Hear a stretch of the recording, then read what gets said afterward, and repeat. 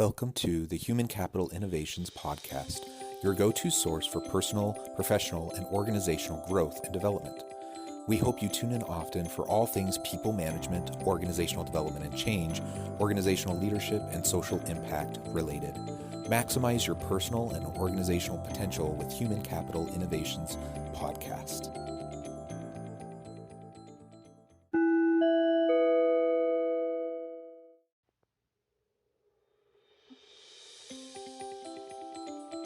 Welcome to the Human Capital Innovations Podcast.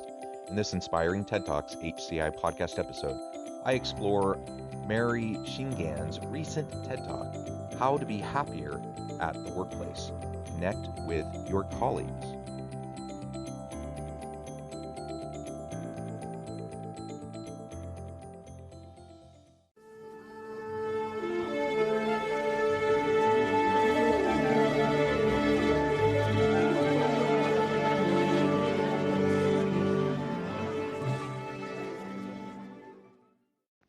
Welcome back to the Human Capital Innovations Podcast.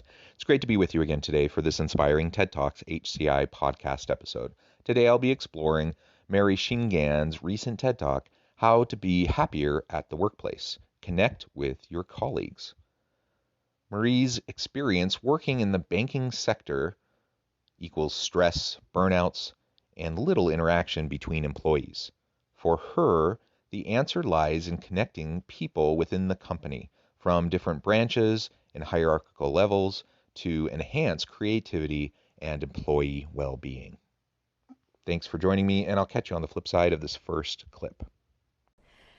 Within the next 3 years, I want all the employees around the world to feel happier and more connected at work. In large corporations, employees are often unhappy, which can lead to burnout and even sometimes suicide. One of the main reasons is a lack of social engagement, and this is what I want to fight. I want to share with you my experience working in a big bank in Switzerland. Don't get me wrong, I love to work, but these conditions were very stressful. I had little to no free time, I cried often, and I was usually unhappy.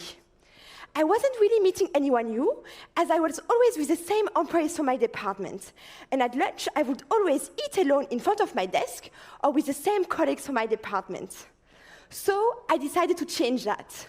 I realized that if I wanted to be happy at work, I had to get to know people from different backgrounds and understand how the company works. There's no question that social connection at work really matters in terms of engagement, satisfaction, productivity, innovation, etc. And so these are the topics she'll be exploring as she shares some of her own experience working in the banking sector. And I really appreciate her perspective here because connectivity, social support networks, and relationships with colleagues and with your manager are really among the most important aspects when we have high levels of employee engagement, employee satisfaction, and productivity and innovation.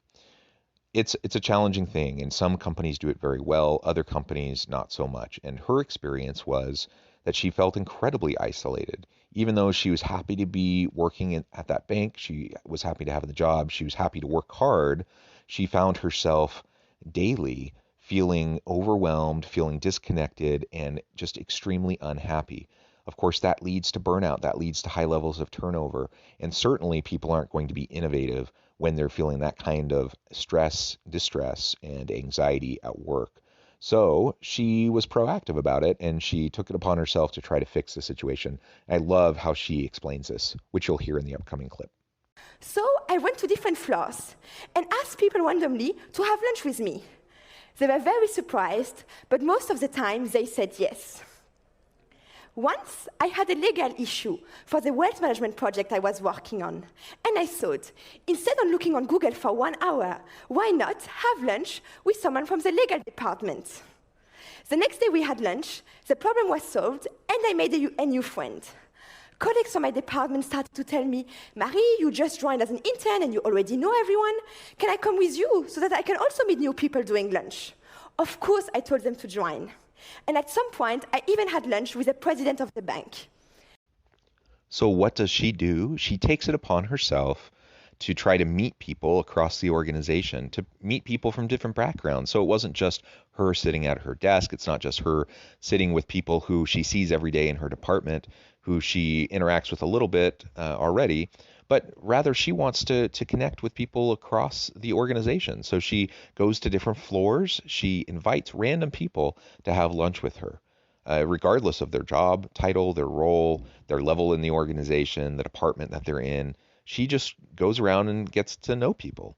And I'm sure it didn't work perfectly every time, but most people are pretty gracious, and most people accepted her invitation. And she got to know so many people and make friends and feel that important emotional and social connection at work, which makes a huge, huge difference when we're trying to just have more fulfillment, more meaning, more purpose, more engagement, and just be happier with how things are going in the workplace. At the same time, I started opening a collaborative space in Paris where people from different backgrounds like engineers, designers, artists come together to meet and collaborate. And my motivation for this project was simple. I believe that everyone should have the ability to create. So I was flying every weekend to make this project happen. And I was very creative, I had lots of energy, and I thought that everyone should create. Not only did she take it upon herself to reach out across her organization, to make connections, to develop relationships, to find more meaning and purpose, but she recognized the importance of this for other professionals. And so she started to establish her own collaborative hub, so to speak, in the city, where people from all over, from different companies, from different backgrounds, from different walks of life, diverse individuals could come together and connect and learn more from each other and collaborate in really interesting ways.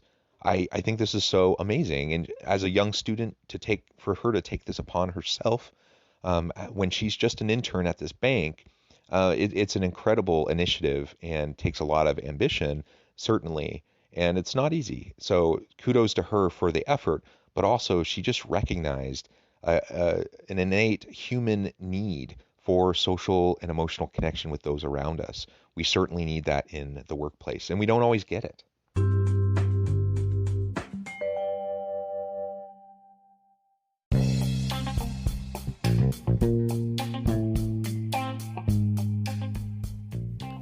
I'm excited to announce the publication of my new book from HCI Press, The Alchemy of Truly Remarkable Leadership: Ordinary, Everyday Actions That Produce Extraordinary Results. Consider how the nature of work has shifted over the past 50 years. With increased globalization, rapid technological advancement, and the shift in economic composition, the average job of today looks very different than the average job of 50 years ago. What will the jobs and organizations of tomorrow look like? Moreover, what does this all mean for organizational leaders? What are the core competencies and capabilities of organizations and their leadership that are prepared for continued disruption and geopolitical and socioeconomic shifts?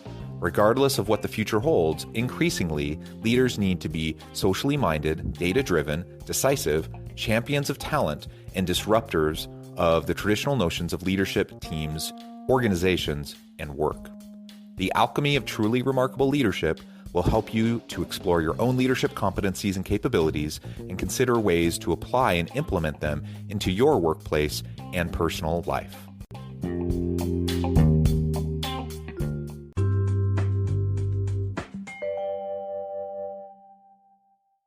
Creation was exponential. The more people meet, the more they discuss, the more they create.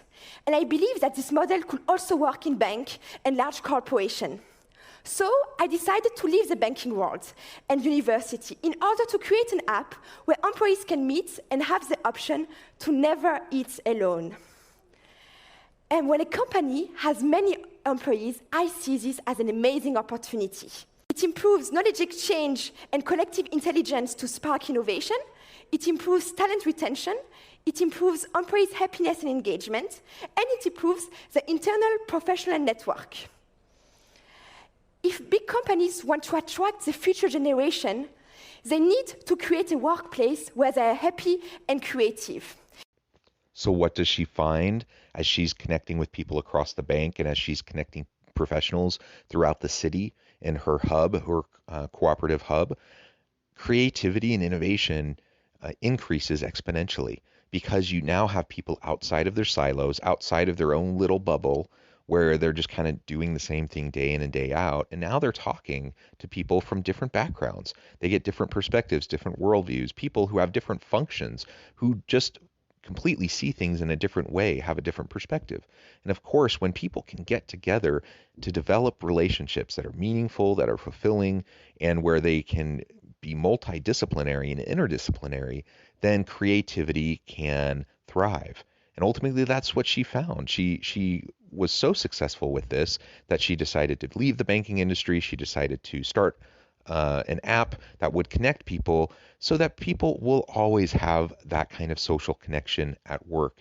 It allows organizations to support their people in developing meaningful social connections. Now, of course, there's value in that, just innate value in and of itself for the human argument of just making sure people feel more valued at work and feel more connected. But on the bottom line side for the company, when we talk about the business case, greater innovation, reduced turnover, reduced burnout, reduced stress and anxiety, which has other negative health outcomes, which drives up medical costs for companies, increased innovation, all of the positive things go up, all of the negative things go down. It's a no-brainer for organizations to try to support this kind of initiative, whether you use her app or whether you do something else. Getting people to connect and to connect with people from different areas of the organization across hierarchies is really, really valuable. Let's pause for a minute and think that the true size of a company is not the number of employees it has, but the connection between them. Because this is where the true strength resides. When people connect to each other, they do things, they create things, and potentially amazing things. Big companies are starting to take care about this, because when people connect, they are more productive and are happier at work. The benefits for employees and companies are simple. When speaking to someone from another department or to your boss is the norm rather than the exception. And for all of you who will soon graduate, think about this. What is your future employee doing so that you will be happy working with them? Thank you. I love how she phrases this. It's not the size of the company in terms of the number of employees that matters. It's the connections that count. It's the relationships. It's the collaborative partnerships. It's the interconnectivity across the organizational levels, the hierarchy, the divisions, the various areas of the organization. Now, if we're siloed, if we're just in our own separate little spheres, are we really one big organization, or are we just a whole bunch of little areas all connected collectively under some sort of an organizational structure? The power is in when we can really truly connect everyone across the organization. Now, that's easier said than done, and obviously we can't, expect for everyone to be connected with everyone else, but we can create environments where we can have cross-functional teams, where we can have job shadowing, where we can have mentoring and coaching across areas, where we can make sure that we have groups that are interdisciplinary, multidisciplinary, to break down those silos. When we do that at work, it unlocks the potential of our people, the creative and innovative potential. And not only that, but they will just be happier at work. I'm so grateful for her perspective in this video that she presents. I'm grateful for the insight that she brings and how she shines a light on the importance of human connection at work, social connection, emotional connection, and collaboration, and how that will drive so many positive outcomes for organizations. Thanks for joining me for this episode of the Human Capital Innovations Podcast. As always, I hope you stay healthy and safe, that you can find meaning and purpose at work each and every day, and I hope you have a great week.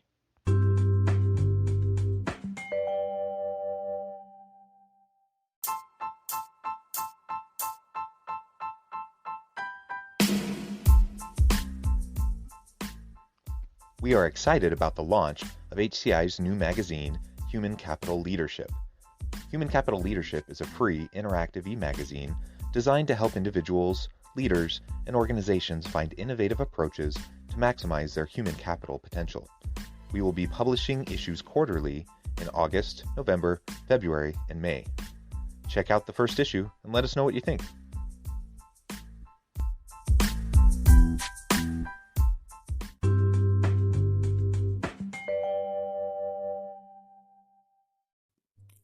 Thanks again for joining us for this episode of the Human Capital Innovations Podcast. I hope you stay healthy and safe and that you have a great week.